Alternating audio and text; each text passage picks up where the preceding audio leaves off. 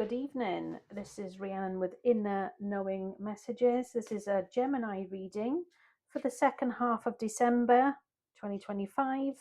If you found this reading, trust that you were meant to hear this message today.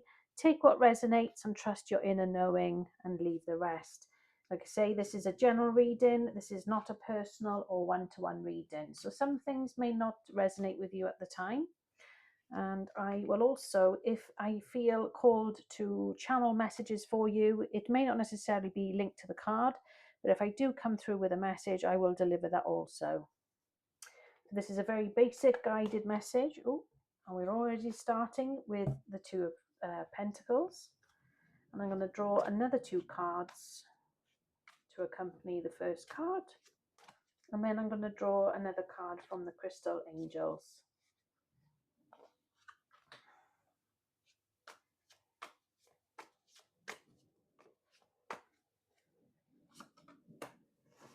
Okay.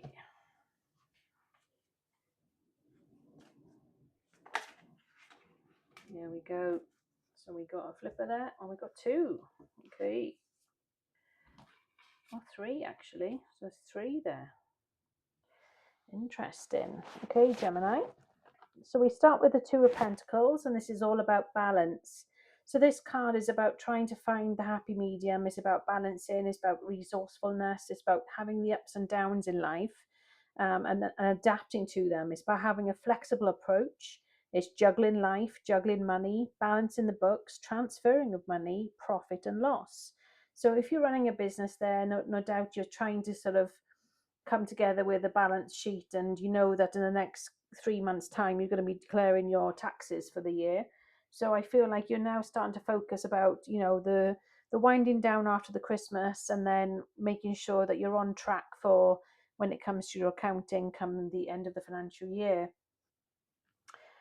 With this as well, I just think don't take too many risks. I think just keep a level head with things when it comes to the business.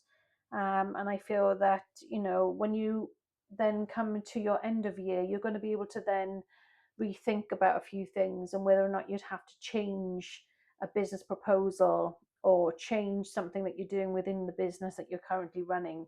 That's what's coming to me when I look at that card for you, Gemini. So the second card I have here, then we've got another Pentacles card. So 2, 3, 4, 5, 6, 7, 8, 9, 10. This is the Ten of Pentacles. And this is about culmination. It's about the unexpected financial windfall, a lump sum, will, deeds, trust funds, inheritance, solid foundations, privilege, inherited issues, and ancestry.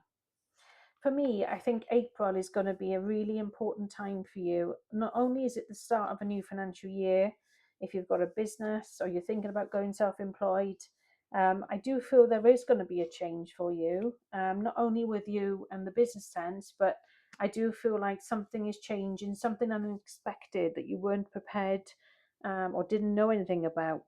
So that would be interesting if you can let me know what that means to you, if that resonates.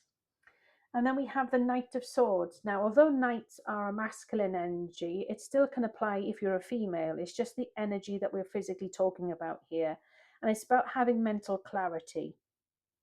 It's about having big changes, opportunities, seizing the moment, jumping in, an arrival or departure. So if you're going somewhere, traveling somewhere, it's about being assertive, direct, honest, quick-witted, talkative, impatient, impulsive, intellectual, daring, and rebellious.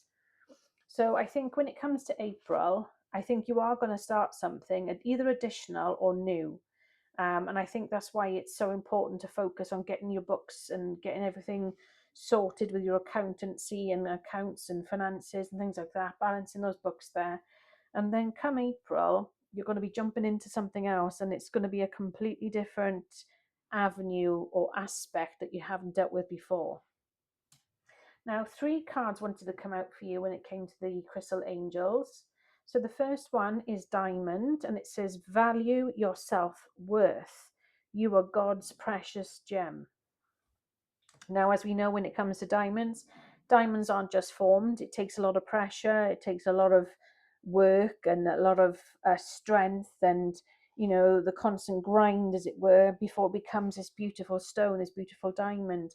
So I feel like when you are putting your you know, your pedal to the metal, as it were, and you're full steam ahead and you're focused, I think you're going to be able to achieve and create something pretty interesting there. The second one we've got is Ruby, and it says, bless your heart. Reach out for emotional and spiritual support to heal and mend your heart. So I think it is about reaching out, but I think it's also being kind to yourself as well, and reflecting on what has happened. If something has upset you, or, you know, you've not had the best of times, and I feel like it is about, you know, like I say, reflecting and thinking about other things and looking at it from a different perspective, a different avenue and angle. What has it taught you? What you've gone through, whether it was a heartbreak or a loss of someone. You know, those times are quite testing in themselves. And then the third card we have here is Moldavite. So this says unconventionality. Your unique qualities are an important part of your life purpose. It's okay to feel and be different from others. I resonate with that quite a lot because I've never been one to sort of fit in with the crowd. I've always been one to be on the sideline, or the one to be different, or you know, stand out in a different way.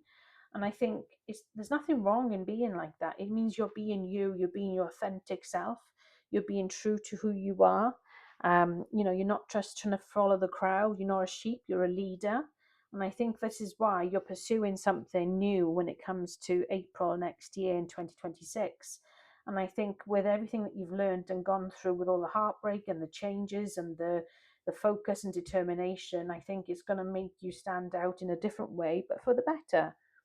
So if this resonates with you, Gemini, I'd love to know what this is all about, if this makes any sense to you.